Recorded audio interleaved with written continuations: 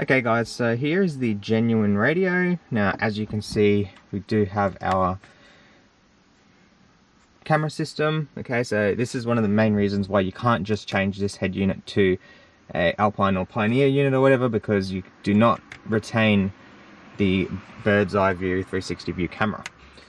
And it's got all of these different settings. So we will do our integration module. Now I'll show you what we've got in the kit. So it's not the most straightforward one we've ever done, but it's not that hard.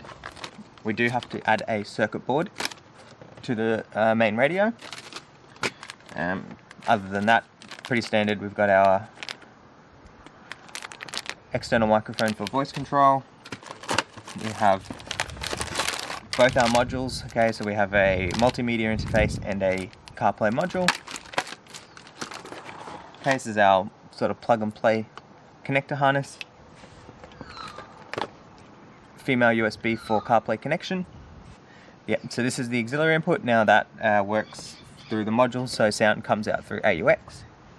This is all hardwired, done behind the scenes, so you don't see anything. This is for our circuit board.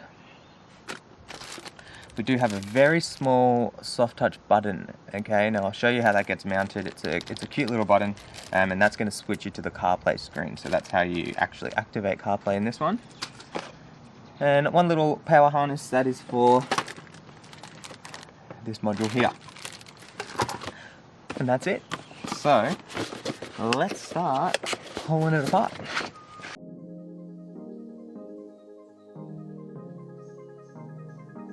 What we're going to do for this one is actually remove the glove box, and we can mount our modules behind the glove box.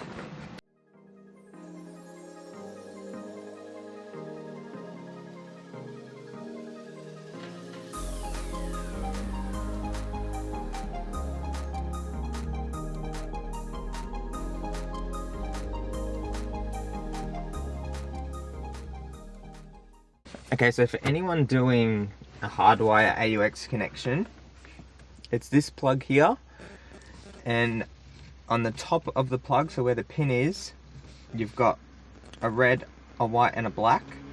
Red is left, white is ground, and black is right for the AUX connection. So it doesn't make sense in terms of wiring colors, but whatever, that's how they are. We tested it, and so I can solder this up, tape it up, and that's done. So the AUX will go down to here where the glove box is with our microphone. So we've already mounted the mic as well, and we can start looking at mounting the modules that are on this panel here, right there, and start looking at the screen. But it's still early in the install and there's still a fair bit to go. Alright guys, so what we've done is I spoke to the customer about where we're going to put the USB, and what they've wanted was the USB to go down here.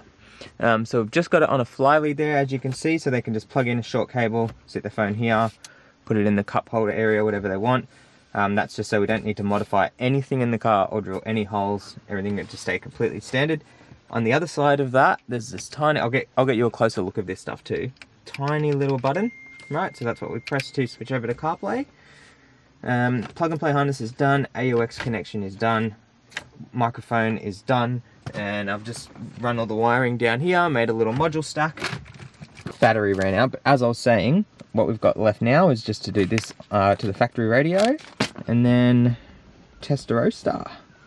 Okay, for this part, you're going to need some jewelers, some screwdrivers, a screwdriver set.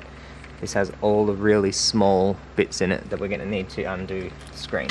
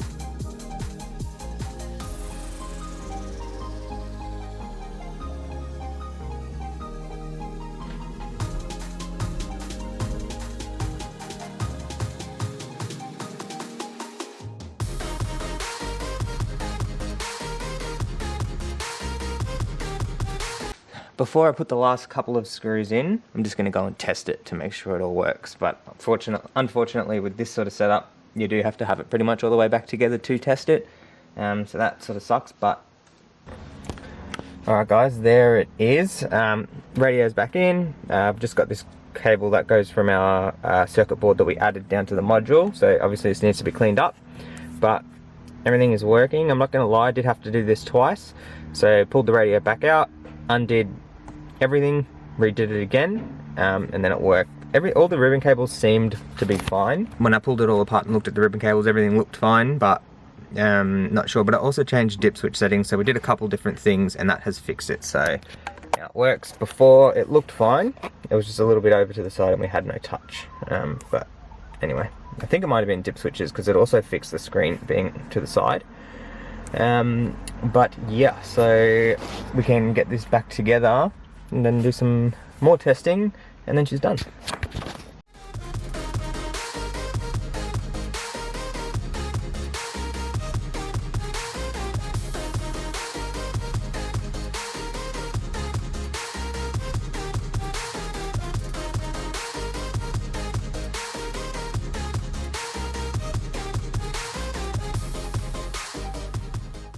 Alright guys, that is the job done. So yeah, it came up really good. If you have any questions, just drop them in the comments below. And yeah, thanks for watching. Catch you in the next one.